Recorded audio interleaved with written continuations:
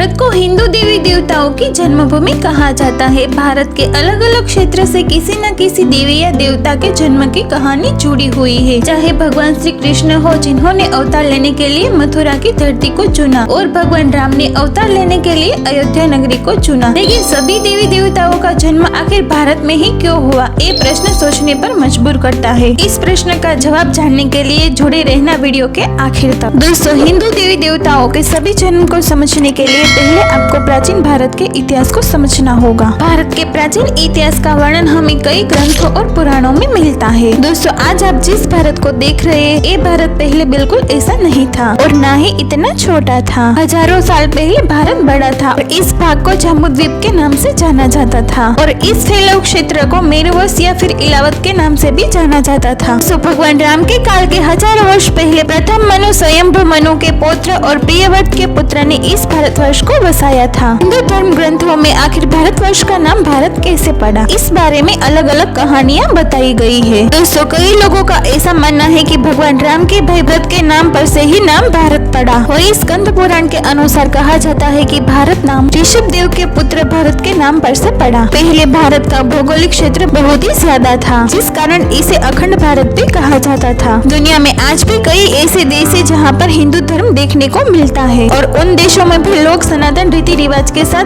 पूजा पाठ करते हैं। दोस्तों, थाईलैंड में हमें सनातन संस्कृति का गहरा प्रभाव देखने को मिलता है। यहाँ पर आज भी सनातन संस्कृति के चिन्ह बड़ी शान से अंकित है। थाईलैंड में आज भी हिंदू धर्म का पताका बड़ी शान से लहरा रहा है। इंडोनेशिया के जावा में प्रबंध मंदिर प्राचीन जावा का सबसे विशाल हिंदू मंदिर है। ये मंदिर खास तौर पर ब्रह्मा, विष्णु और महेश को समर्पित है। दोस्तों, अगर हम मेक्सिको देश की बात करें तो मेक्सिको में भी भगवान गणेश और देव की मूर्तियाँ प्राप्त हुई है। दोस्तों, विदेशों में भी हिंदू देवी देवताओं का मंदिर का होना, यहाँ पर मिलने वाली मूर्तियाँ, यहाँ के बहुत से लोगों का सनातन धर्म के रीति रिवाज से पूजा पाठ करना इस बात का प्रमाण देती है कि अखंड भारत काफी दूर तक फैला हुआ था, और आज जो कई नए देश बने हुए हैं, उन देशों पर भी भारत का फैलाव था। हिंदू धर्म विश्व के दूर दूर हिस्सों तक फैला हुआ था। अब आप इस बात से अंदाजा लगा ही सकते हो कि अखंड भारत कितना बड़ा था। तो दोस्तों, इसी वजह से ही सभी देवी देवताओं का जन्म भारत में हुआ। और दोस्तों, इसे ये भी पता चलता है कि हमारा सनातन धर्म विश्व के कई हिस्सों में फैला हुआ था। दोस्तों, मैं उम्मीद करती हूँ कि आपको अब पता चल गया होगा कि भारत में ही क्यों सभी देवी देवताओं का जन्म हुआ था।